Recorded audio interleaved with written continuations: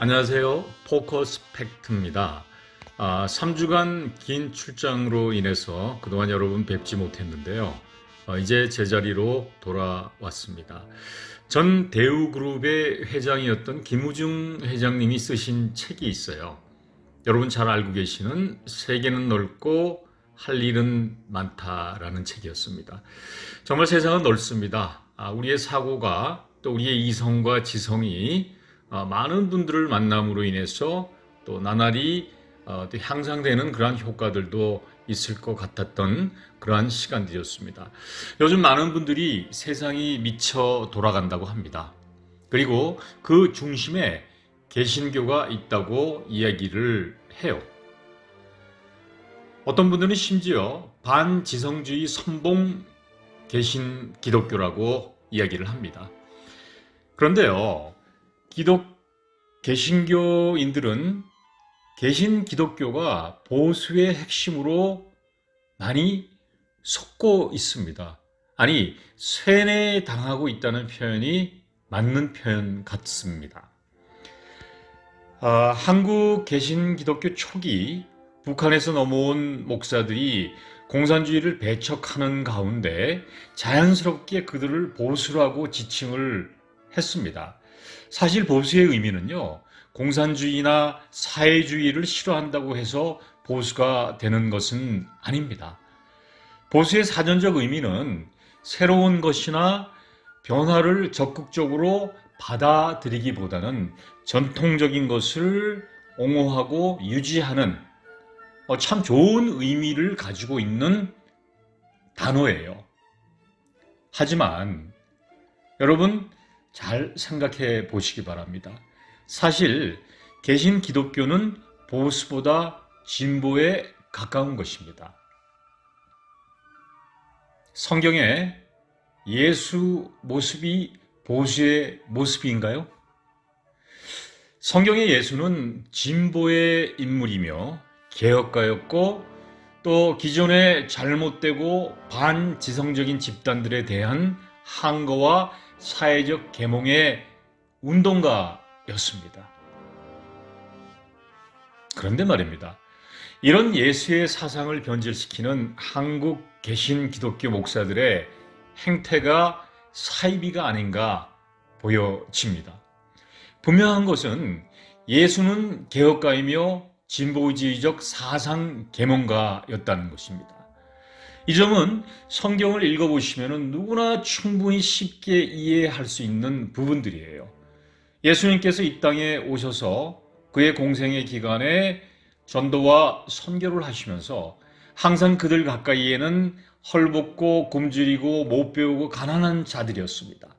가진 자들에게 항거하여 그가 받은 핍박은 죽음에 이르게 된 것이에요.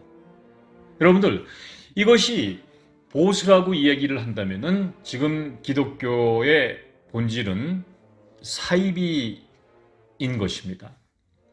사실요, 개신 기독교처럼 사회 친화적 종교는 없습니다. 우리 한번 보지요. 천주교, 불교는 신부나 스님이 결혼하지 못합니다. 즉 말해서 세속적인 것과 완전한 고리를 끊어서 그들이 성직으로서 충실할 게 있끔 금욕의 생활을 하게 하는 것이에요. 하지만 개신교는 결혼뿐만 아니라 목사 자신이 하고 싶은 일을 그 어떠한 제재 사항도 없이 무소 불위 권위를 행사합니다. 가끔 그들의 행태를 보면은요, 신처럼 행동해요. 그들이 신인 것 같이 행동을 한다는 것입니다.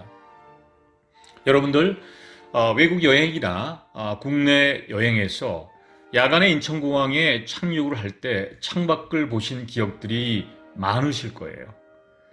대한민국 야경을 하늘 위에서 바라보고 있노라면요, 붉은 십자가가 정말 천지빛깔입니다. 이런 이유가 무엇인가 여러분들 아마 생각해 보았을 거예요. 그것은요, 가장 쉽고 또 아주 편하게 돈을 벌 수 있고 또 가장 쉽게 명예와 권력과 부를 쌓을 수 있다고 생각해서 생긴 현상들이 아닌가 생각되어집니다. 최근에 이런 이야기들이 나돈다고 해요. 대통령 위에 검찰총장, 검찰총장 위에 대형 언론사 사주, 언론사 사주 위에 대형 교회 목사들이 있다는 지나가는 개가 웃을 만한 우스갯소리가 한간에 떠든다고 합니다. 여러분들, 지금 목사들의 모습은 반사회적, 반지성적 작태를 보이고 있는 것입니다. 아니, 이들은 처음부터 지성이라는 단어조차 모르고 있는지도 모릅니다. 반지성주의라는 것은요, 그러니까 아주 쉬운 것입니다. 편협함과 이기적인 것들이에요. 이들 반지성주의자들은요, 이기적이고 또 선동적이고 강단 아래에 있는 교회들을 압도하고 자신들의 의견을 개진 못하게 하고 무조건 복종과 충성이라는 단어로 옥매이게 하는 것입니다. 이들 사이비 목사들의 목적은 오로지 교인들을 세뇌하면서 종속시키고 이것으로 인하여 경제적 이득을 취하는 것 외에는 목적성이 없다는 것입니다. 흔히들 이렇게 이야기를 합니다. 교회에 오신 것을 환영합니다. 이제 모든 걱정과 근심을 내려놓고 하나님을 영접하시기 바랍니다. 이 이야기는요, 정말 위대한 겟스비 같은 이야기라는 것이 제 생각입니다. 교회에 오신 것을 환영해요. 하나님의 영으로 인간이 탈바꿈할 수 있다는 것도 인정합니다. 하지만 그것이 인간적인 개형성이나 반지성적인 사고방식으로 교인들을 다룬다면 그들은 인간이 아닌, 즉 이성을 겸비한 인간이 아닌 감정과 무조건적 복종에 따르는 동물과도 다를 바가 없다는 것입니다. 대단히 무서운 것이에요. 그래서 종교는 마약이라는 얘기들을 많이 하는 것입니다. 외국의 어느 조사기관에서 개신 기독교가 앞으로 50년 이내에 사라질 것이라는 예측이 나왔어요. 그리고 인간들은 이를 대체할 수 있는 또 다른 종교를 만들 것이라고 예측했습니다. 그리고 외부적인 요인보다 내부적인 요인으로 인해서 이루어진다고 합니다. 우리는 성경의 많은 것들을 받아들이고 있어요. 성경에 사탄의 바코드, 즉 말해서 사단에 점령되는 자들은 666 바코드를 받는다고 얘기를 합니다. 그런데 이것이 외부적인 요인보다는 사실은 개신 기독교의 사이비 목사들로 인해서 스스로 666 사탄의 바코드를 받는 것이 아닌가 생각되어집니다.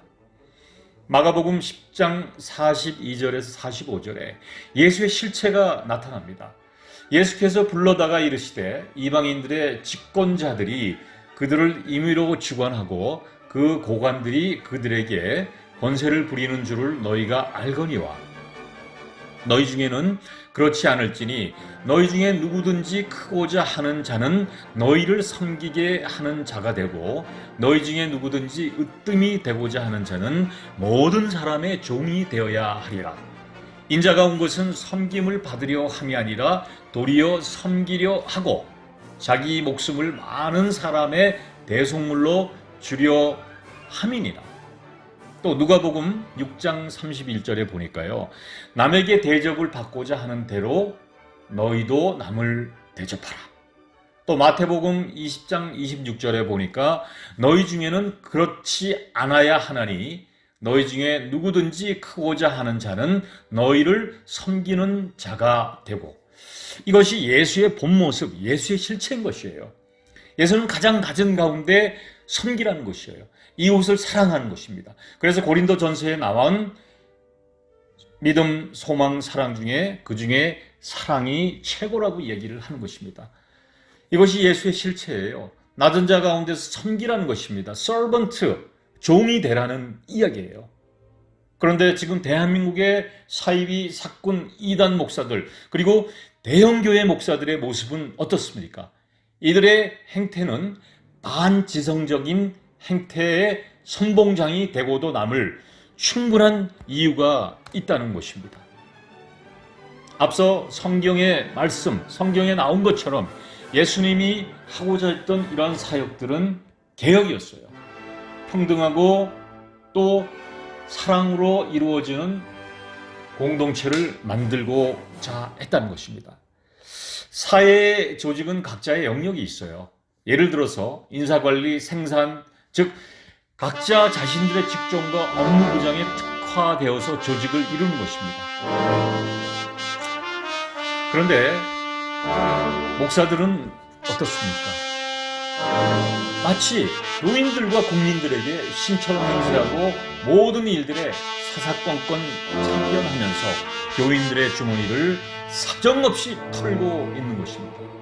심지어 교인들의 가정사까지 참견하고 그들의 가정을 파탄내는 경우도 상당히 많아요.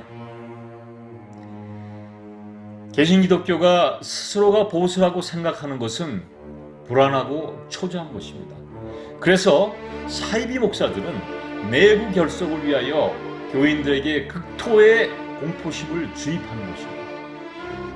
인간의 본성은요, 스스로 핥히고 비방하고 그리고 종교를 통해서 이러한 행위의 위안을 받으려고 하는 것입니다. 그리고 이것을 악용하는 사이비 사꾼 이단 목사들이 선봉에 있다는 것입니다. 세계 종교의 역사를 돌이켜보아요. 종교가 썩어 있는 나라는 세상이 혼탁하고 또 반지성적 행태들이 만연하는 것입니다. 지금 대한민국의 모습이 이러한 불행한 종말의 경고가 아닌가 생각합니다. 배타적 교리와 이론으로 허황된 이론으로 똘똘 뭉친 대한민국 반지성주의 개신 기독교, 이들을 앞장서서 사탄의 앞잡이로 만들어버리는 사이비 이단 사꾼 목사들이 더 이상 대한민국에 존재하지 않아야 됩니다. 이 시간에 정말 무릎 꿇고 기도하는 목사들이 있을까 여러분들 생각해 보시기 바랍니다. 감사합니다.